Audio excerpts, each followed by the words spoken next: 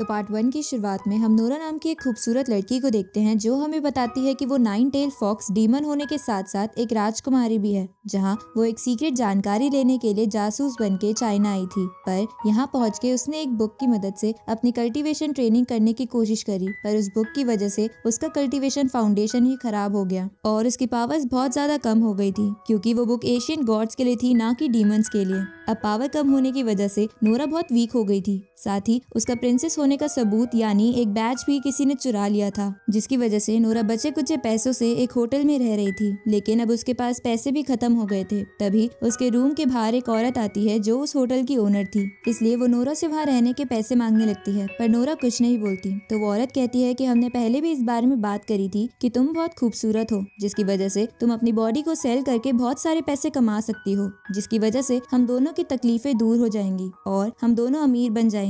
ये सुन के नोरा को गुस्सा आ जाता है और वो गुस्से में अपनी पावर्स की मदद से उस औरत को नीचे वाले पे गिरा देती है और सोचने लगती है कि वो ऐसे हाथ पे हाथ रख के नहीं बैठ सकती, क्योंकि उसकी पावर्स भी कम हो गई हैं और उसके पास पैसे भी नहीं है। इसलिए वो पैसे कमाने के लिए शहर में जाती है, क्योंकि उसने बहुत देर से कुछ खाया भी नहीं था। जहाँ शहर में घूमते घूमते उसे एक खाने की दुकान दिखती है, लेकिन पैसे ना होने की वजह से नोरा उदास होकर नदी के किनारे चली जाती है, जहाँ पे लियो नाम का एक लड़का किसी का वेट कर रहा था और नोरा को वहाँ देख के वो उसे वही लड़की समझ लेता है जिसका वो वेट कर रहा था। जिसके बाद लियो नोरा को कहीं ले जाने लगता है, जिसपे नोरा पूछती है कि तुम मुझे कहाँ ले जा रहे हो। तो लियो बोलता है कि याद नहीं, मैंने एक काम के लिए तुम्हारी आंटी से कह के तुम्हें यहाँ बुलाया है। अब काम का नाम सुनकर नोरा खुश हो जाती है, क्योंकि उसे उसके बदले पैसे मिलने वाले थे। इसलिए वो कहती है कि हाँ मैं वही लड़की हूँ, लेकिन मैं भूल गई कि वो काम क्या था। जिसपे लियो बोलता है कि बस एक छोटा सा काम है। तभी नोरा लियो के पीठ पे एक तलवार देखती है, जिसे देखकर नोरा समझ जाती है कि लियो एक मॉन्क है। साथ ही वो सोचती है कि मॉन्क और डीमंस तो एक दूसरे के कट्टर दुश्मन हैं। पर नोरा कुछ भी ना कह के लियो के पीछे जाने लगती है,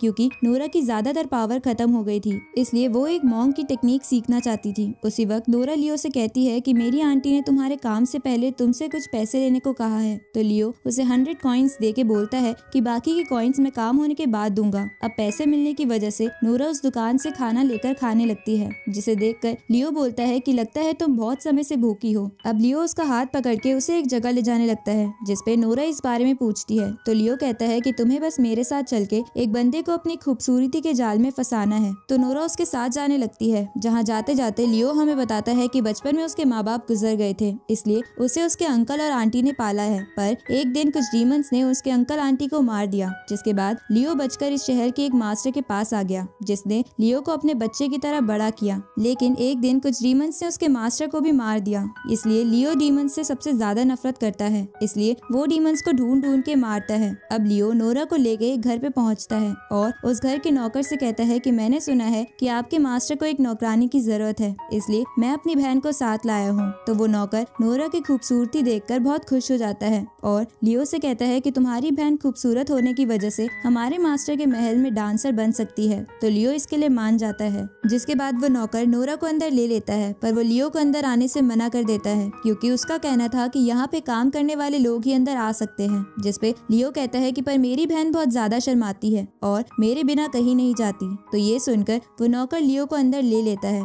जिसके बाद वो नौकर अपने मास्टर के पास जाता है और उससे कहता है कि यहाँ एक बहुत खूबसूरत लड़की काम करने आई है, जिससे आपको जरूर मिलना चाहिए। तो मास्टर इसके लिए मान जाता है और अपने कमरे से बाहर आता है, जहाँ वो नोरा की बॉडी को घूर के खुश होने लगता है। तभी नोरा जादू करके उस मास्टर को अपनी खूबसूरती के जाल में पूरी तरह फंसा लेती है, जिसकी वजह से मास्टर कुत्ते की तरह बिहेव करने लगता है। ये देखकर लियो अपने मन में सोचता है कि लगता है मैं सही था कि ये मास्टर एक डॉग डीमन है। उसी वक्त नोरा मास्टर को फंसाने के लिए आंख मारती है, जिसकी वजह से वो मास्टर अपनी डॉग स्पिरिट में आ जाता है और नोरा पे झपट पड़ता है। लेकिन तभी लियो उसे पीछे करके एक मैजिकल पेपर की मदद से रिचुअल परफॉर्म करके उस डॉग डीमन को एक बॉटल में कैद कर लेता है। जिसके बाद लियो उस नौकर से कहता है कि तुम्हारा मास्टर एक डॉग डीमन था जिसने कई गंदे काम किए थे, इसलिए मैंने उसे कैद कर लिया, तो तुम भी एक नई नौकरी ढूंढ लो। इसके बाद लियो नोरा से कहता है कि तुम लोगों को जाल में फंसाने में तो बहुत माहिर हो, जैसे कि तुम एक 9 टेल फॉक्स हो। ये सुन के नोरा मन में सोचती है कि वो तो मैं हूँ ही। आगे लियो नोरा को एक ड्रेस दिलाता है क्योंकि उस मास्टर के झपट्टे की वजह से नोरा की ड्रेस फट गई थी, जहाँ लियो भी नोरा को नई ड्रेस में देखकर उसकी खूबसूरती में खो जाता है। इसके बाद वो दोनों खाना खाने के लिए एक रेस्टोरेंट में जाते हैं, जहाँ लियो नोरा को बचे हुए पैसे भी दे देता है, पर नोरा पैसे लेने से मना करते हुए बोलती है कि मैं वो लड़की नहीं हूँ जिसका तुम इंतजार कर रहे थे। जिसपे नोरा एक झूठी कहानी बताती है कि उसके फादर एक गवर्नमेंट ऑफिसर है, इसलिए वो मेरी शादी एक अमीर लड़के से करना चाहते थे, पर मैं ये नहीं करना चाहती थी, इसलिए मैं वहाँ से भाग आई और गलती से एक ऐसी जगह पे पहुँच गई जहाँ लड़कियों से गलत काम करवाए जाते थे, जहाँ उस जगह की ओनर मुझसे भी वो काम करवाना चाहती थी, लेकिन मैंने इसके लिए मना कर दिया। पर अब मेरे पास किसी चीज के भी पैसे नहीं है, तो क्या तुम मेरी मदद करोगे? और ये कहकर नोरा रोने का नाटक करने लगती है, जिसे देखकर लियो को थोड़ा शक तो होता है, पर वो उस पे ध्यान ना देकर नोरा से कहता है कि तुम मेरे साथ मेरे सफर पे चल सकती हो, जिसकी वजह से तुम पैसे भी कमा पाओगी। ये सुन के नोरा मन में सोचती है कि उसके पास रहने की कोई जगह नहीं है और लियो के साथ रहने पे उसे नई चीजें सीखने को भी मिलेंगी, इसलिए वो इसके लिए मान जाती है। ये सुन के लियो बहुत ज्यादा खुश हो जाता है क्योंकि वो बहुत समय से अकेला काम करता था और वो नोरा के साथ मिलकर बहुत बड़े बड़े मिशन करना चाहता था। इसके बाद नोरा लियो को लेके उसी औरत के पास आ जाती है जिसका वो होटल था,